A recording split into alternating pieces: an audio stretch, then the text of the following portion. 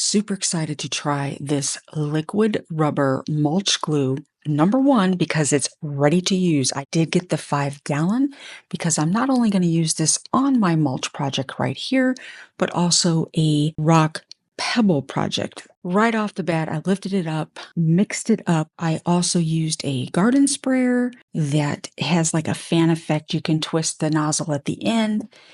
But the best part is, this is so easy to do, literally 2 coats. Just make sure your mulch is at least 2 inches deep.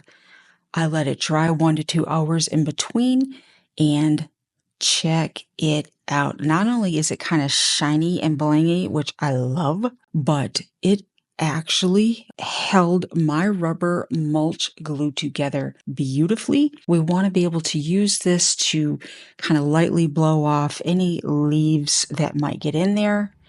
But right here, future video, I'm adding in some pebbles to my rocks, and I am hoping that it's going to keep it nice and together. I'll let you know.